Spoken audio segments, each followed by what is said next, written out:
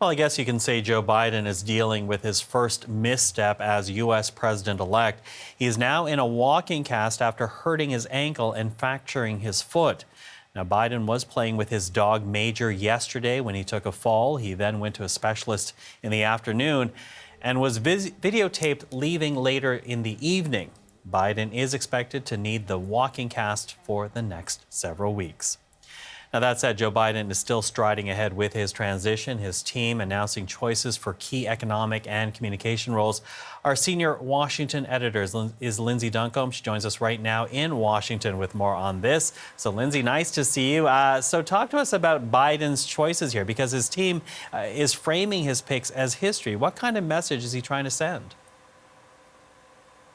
Well, I guess it goes down to that old phrase, dance with the ones that brung ya, because certainly in the way that the transition team is framing these choices, it is very much an acknowledgement of the women and people of color that were part of the key demographics that brought this 78-year-old white man to the Oval Office in the election. So as the news release went out about the communications team, it was touted as being historic, with all of the members of that team being women. And Canadians may recognize some of the faces on that team, including Kate Bedingfield, who is the person who has been a spokesperson for Biden during the campaign, and then the press secretary, which is really the face of the administration, is going to be Jen Psaki. And both of these women have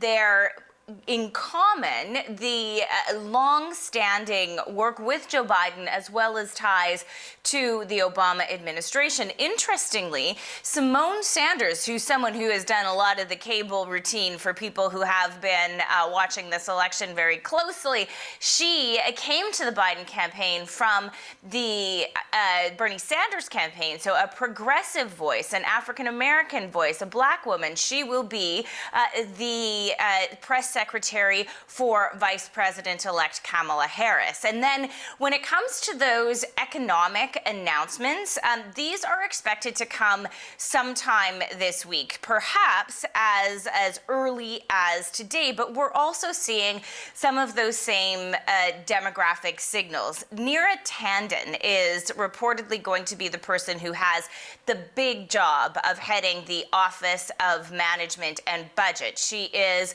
a woman of color. She is of Indian descent. And then when it comes to other key roles, at least two of the top economic advisors we expect to be announced are black. Now, there had been some criticism last week. Remember how we saw the national security and foreign policy advisors come up, as some African-American black politicians were concerned that there was not enough representation. So it'll be interesting to see how these choices, as they roll out this week, respond to those critics from within the Democrats' own party. Okay, speaking of critics, talk to us about Republicans. What's their reaction to this?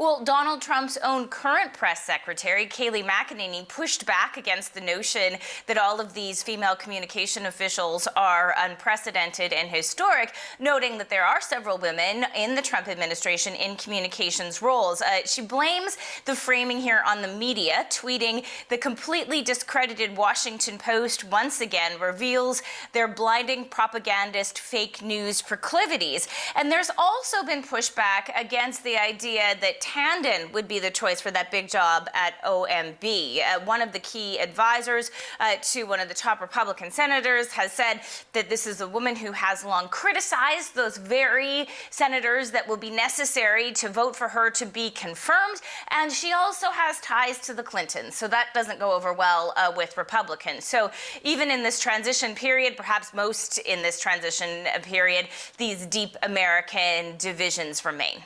Okay, Lindsay, thank you. Lindsay Duncombe, our senior Washington editor.